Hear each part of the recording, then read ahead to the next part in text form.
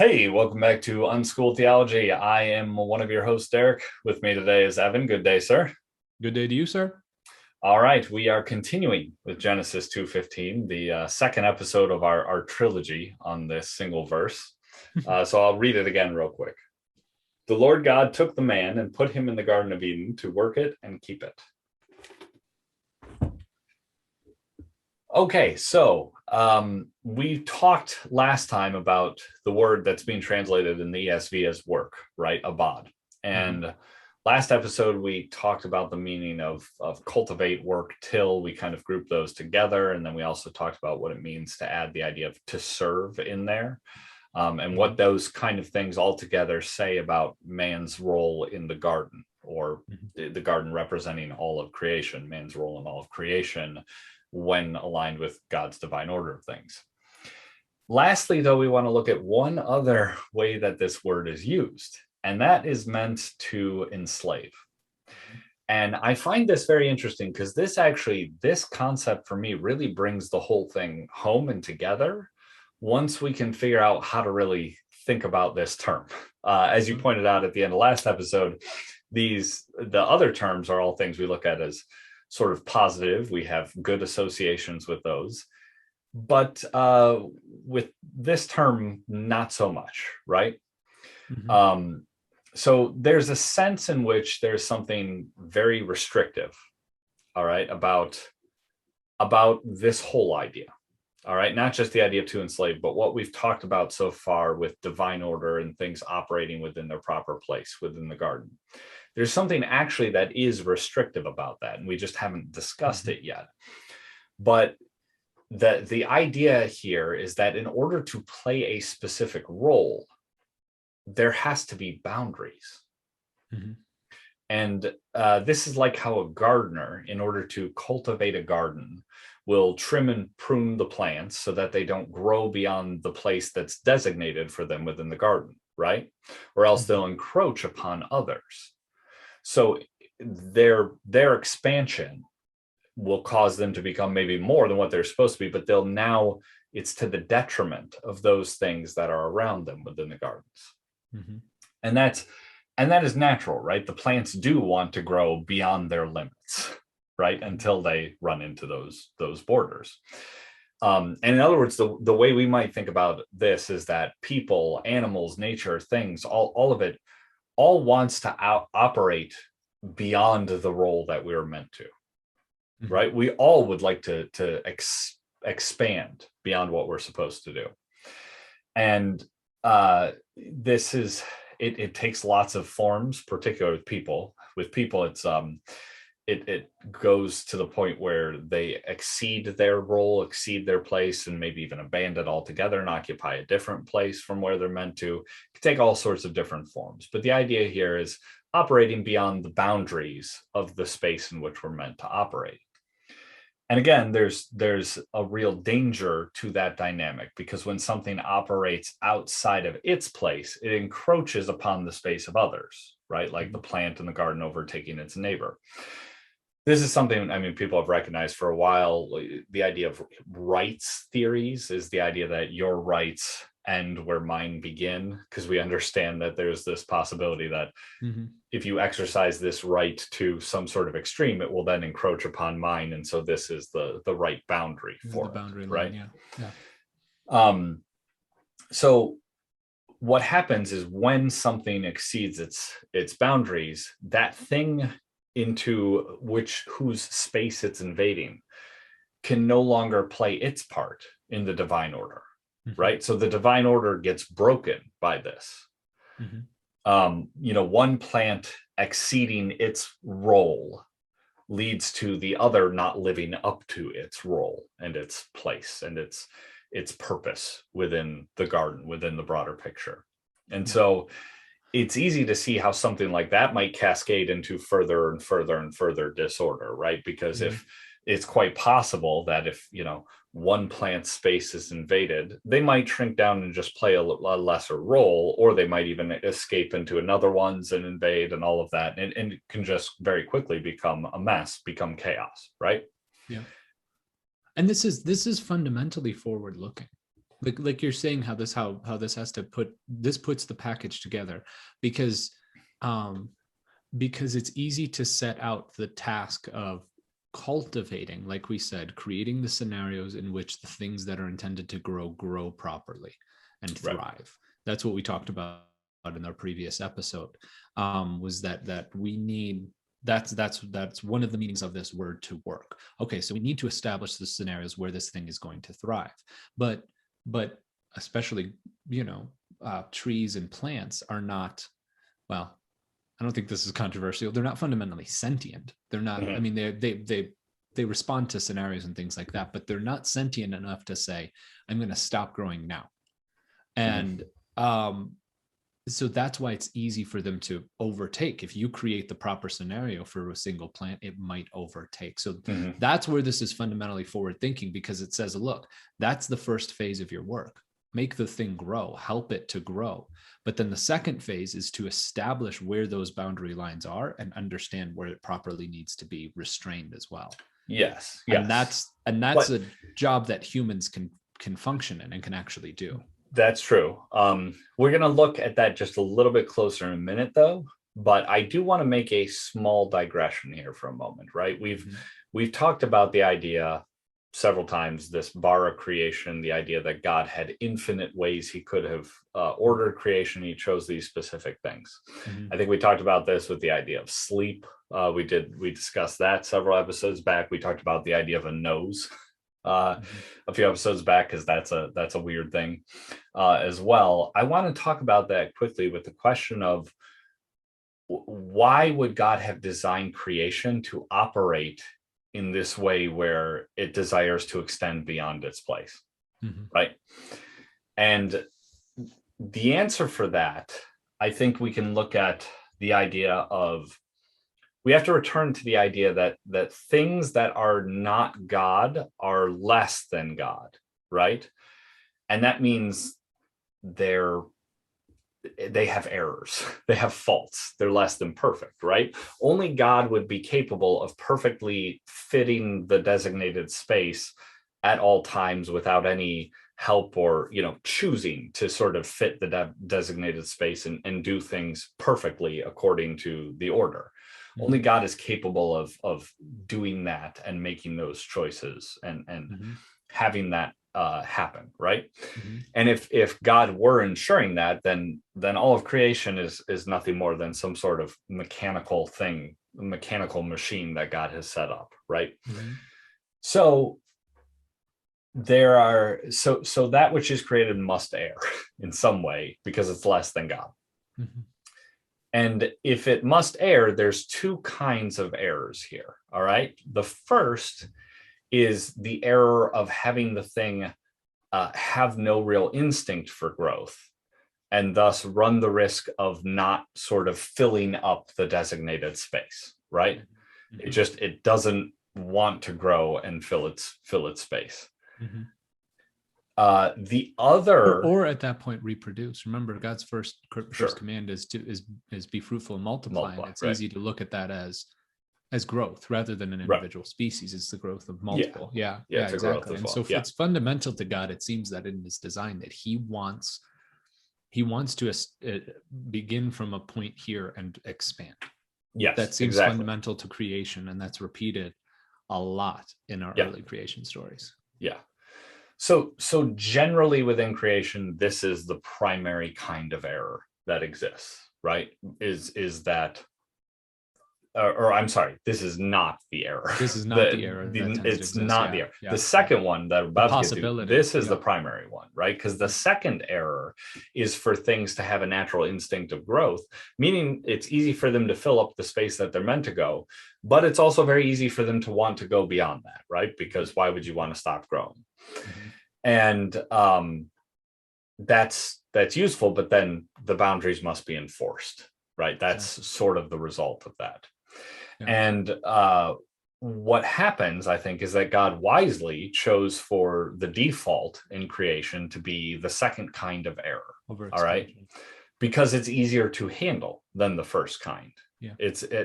And we know that this is kind of the default in creation because there's a well-known biological principle that if a thing is not growing, it's dying. Mm-hmm. There is no in between. Either you're growing or you're dying. You're doing one or the other, right? But it does beg the question, I guess, how do we know that this is true, that this is the better error to have to deal with? And the way I can make this argument is it's actually possible for us to create the first kind of a problem. Because what happens is if we allow for things to encroach too far upon the space that a thing is meant to fill up, it will eventually eschew and toss aside its instinct for growth and instead shrink. One of the examples of this I think we could look at is you brought up reproduction. Pandas. Pandas have had sort of their natural habitat shrunk like crazy. And there's a long history of difficulty of getting pandas to mate and procreate. Mm-hmm. And there's issues with that. It's very difficult, particularly in captivity. This is something that they've had a very hard time doing, and it's been very difficult to get that to happen. And it's part of the reason we don't see pandas really expanding as a species in maybe the way they should be. So that's one example. Another example is if we look at people, right, and we see the idea of a timid nature, right? Every child, they have their own way of doing it, but they're all excited to learn and understand new things, right? That is how we develop as a child. We are interested in new things and we recognize a pattern and learn something and it becomes imprinted upon us and all that. And we all have that eagerness, right? It's how we grow. However, if the instinct for growth is aggressively rejected, then the possibility of fear and timidity emerge, right? And that could be a product of growing too far and pushing a boundary beyond where it is, and then the instinct becomes to shrink. Or it could be a helicopter parent, frankly, a parent who has set the boundaries too close and is causing the child to be sort of scared of everything, right? Restrictive, yeah. But and as we'll see in a minute, there's a place for the rejection of the growth, right? That we'll get to that as we really look at this boundary idea. But there's a way to go too far with that rejection as well. So we'll get to that idea in just a minute. I just want to say, though, that as far as it being the easier of the two, I think anyone who has dealt with the opposing dynamics of excessive ambition contrasted with things like anxiety, depression, and fear, anyone who's dealt with those two things knows that the latter are much more difficult to deal with, much more difficult to, it's a difficult problem to fix. It's easier to set limits than motivate, if that makes sense. Yeah, it's easier to humble than inspire. Right. You know, that's, and you hear that oftentimes, well, if you played sports as a child, you hear that oftentimes from coaches saying, I'd rather be holding you back than pushing you forward. Right. And that's fairly obvious. And when you say there are possibilities of going too far, you know, remember we start this with the word enslaved. Yeah. So there are possibilities of going too far with enslavement. Yes, exactly. But we're arguing for the compelling reasons for restriction. Right. The only other example just I want to briefly get to, which I think we've mentioned before, but I think is very, very appropriate right here, is the example of populations of animals that you've given before. And I'm going to briefly summarize it. If you take a particular group of animals, let's say some sort of deer or something like that, and they overpopulate, if they grow too much and they're not constrained or restricted, they have no predators or anything like that to enslave them and restrict their population. Well, it naturally damages the entire habitat because they overeat and they eat too much. And so they encroach on the other area. But here's where it's interesting, which we've talked about before, is they encroach on the other territory of the other plants and wildlife. And then they eat all of their food and they have none left because those things can't reproduce anymore. And so then their population dies out completely. Right. So this is the issue with not having some sort of restraint on all populations. in order to properly function in an ecosystem, because it not only damages the other members of the ecosystem, but also can damage the one who's encroaching on everything else. Right. So And bringing back the animal idea about what is easier, right? It's easier to pull back a species that has expanded too far than bring a species back from the brink of extinction. Exactly. Right? Exactly. So yeah. Or have no species at all. Have like pandas right. who won't reproduce. Yes. That's a more difficult issue to solve. The other can just be solved by introducing some sort of predator or something that will restrain the population. Yeah. Exactly. All right. So returning from our digression there for a minute, right? We can see that sort of there's this inherent need for boundary enforcement, right? Given this natural instinct to exceed our role, or for things to exceed their role. So if we consider the idea of enslavement, we might recognize that at its root, enslavement is strict enforcement of a particular set of boundaries. Mm-hmm. That is what enslavement is. Now, given our history of the wrong boundaries being associated with the idea of enslavement, it's very difficult for us to set aside our baggage when it comes to this term, right? And I understand that. That obviously makes perfect sense. We see the term as being synonymous with evil. And that's more because humans have done wrong in terms of where they've set boundaries. They've done these things the wrong way. However, can I try to dissuade that very briefly with specific historical examples, kind of, and just approach the elephant in the room head on. We talk about imperialism related to that, and what fundamentally was imperialism? It was European countries going around the world and encroaching on other civilizations. Right. So what would we argue, and what would most have argue, I guess, retroactively was the solution to imperialism, or what corrected it, was an enforcement of boundaries. Yeah, respecting on those boundaries. Countries. Exactly. Mm-hmm. Was an enforcement of those countries restraining themselves. So our argument here with our definition of enslavement is that we're saying that those countries need to be enslaved.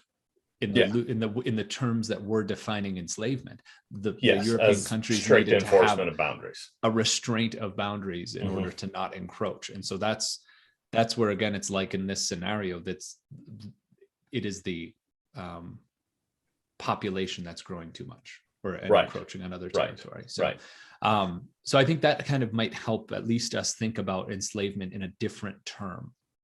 This is what we're trying to say with it. Yeah, exactly. And we can get more clarification on that, actually, if we look at the picture of the idea of slavery that we see sort of emerge in the Bible, right? Mm-hmm. There is a single context in which enslavement becomes a beautiful thing, right? Mm-hmm. That's what is expressed by Paul when he refers to himself as a slave of Christ in Romans 1:1. Mm-hmm. Now, it's so off-putting to us is the idea of slavery that this verse is often translated as a servant of Christ, mm-hmm. but that's not what he meant. That's not what that word meant. He meant a slave of Christ, right? Mm-hmm. And so I personally think when Paul was writing those words, he may very well have had this idea of boundaries in his head, right? The idea that the boundaries of my life will be set by Christ. That's who these boundaries are set by, right? Mm-hmm. We find the idea of slavery too represented elsewhere in Christianity.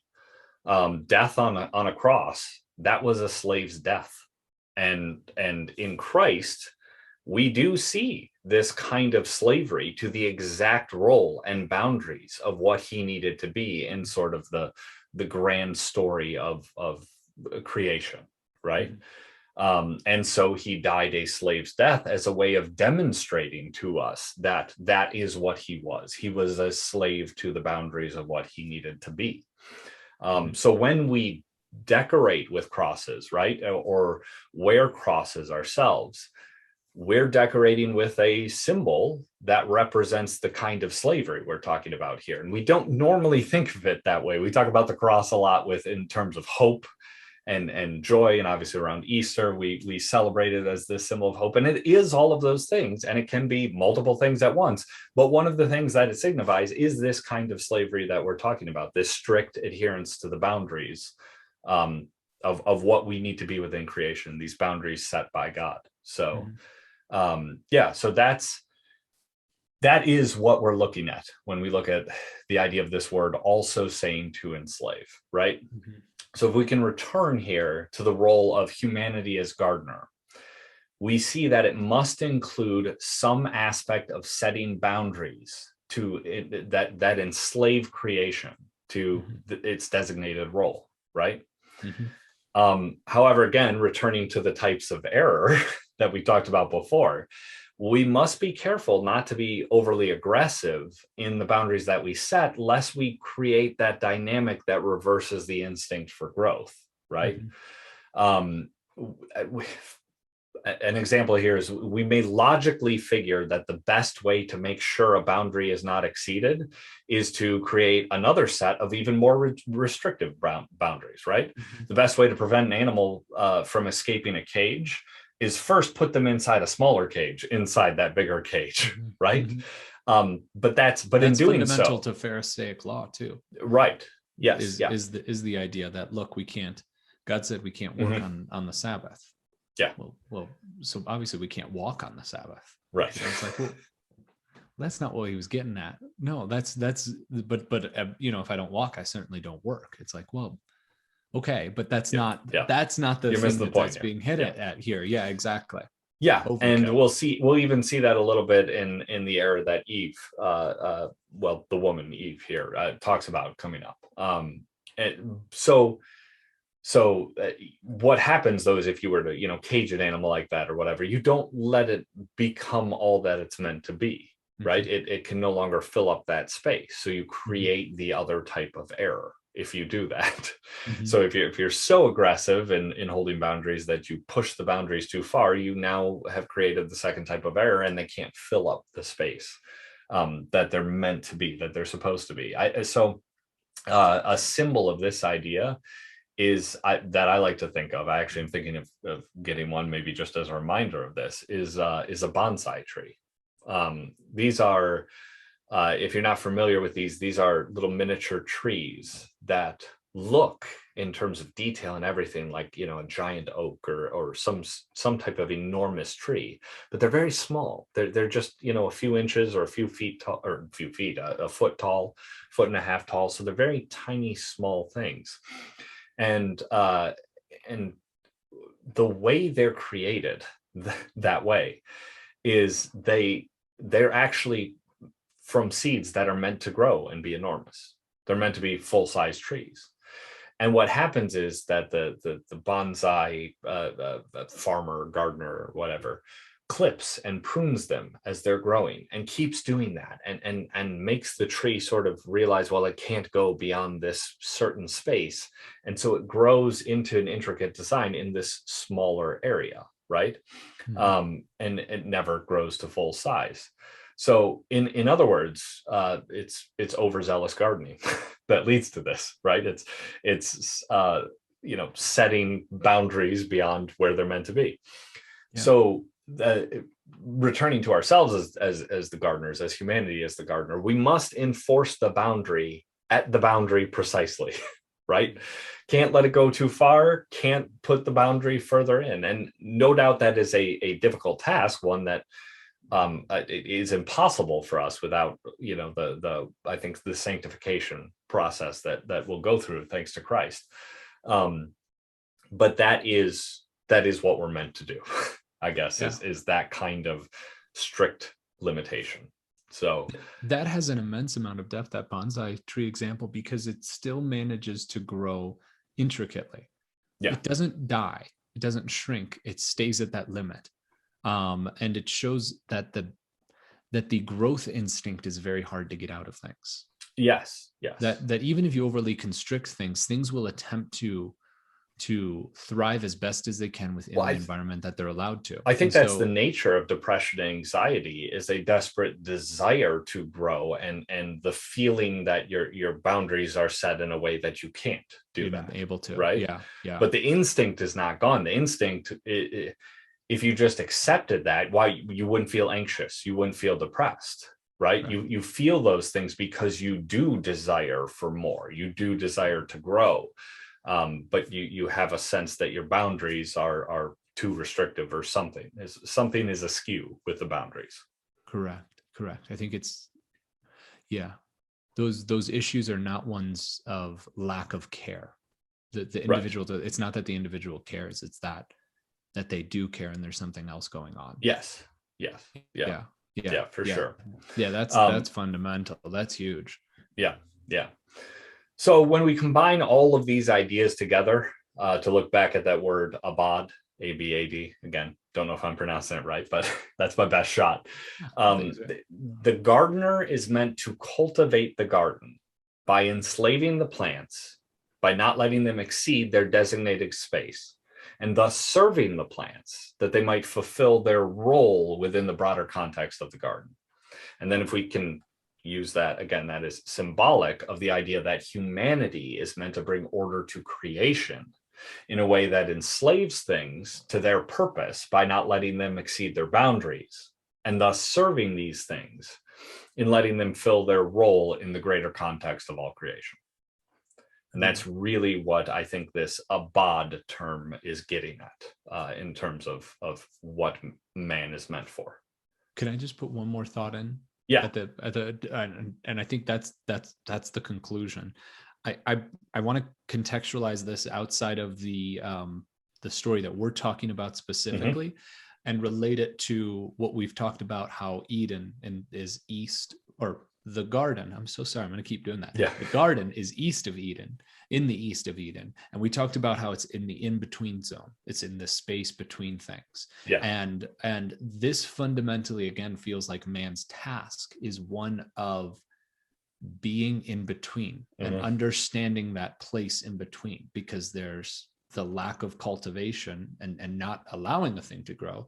And so you need to find a way to cultivate it. But then there is the overgrowth of a thing and the need to restrict it. And so humanity is intended to live in this middle ground of being able to understand intimately that boundary line, the point at which it's grown to fullness, and the point at which it's overgrown. Which we should be able to do, because we are those things ourselves, right? We are part earth, part dust, and part God breathed, right? Exactly. We are that mix. We are that in-between place. And so it makes sense that would be our role, is to create that dynamic. But yes, that is, so that's the first term, the abad, the work, the cultivate, the to till, to serve, and to enslave, right? That's the first part of this. So next episode, we're going to take a look at what is meant by keeping the garden, what exactly that means. And then we're going to put the two ideas together so that we can look and say, okay, here's sort of the all-encompassing purpose for humanity's existence, if that makes sense. All right. So until then, be sure to like, subscribe, comment, review, rate, tell your friends. Email us unschooltheology@protonmail.com, and we'll see you next time. Thanks.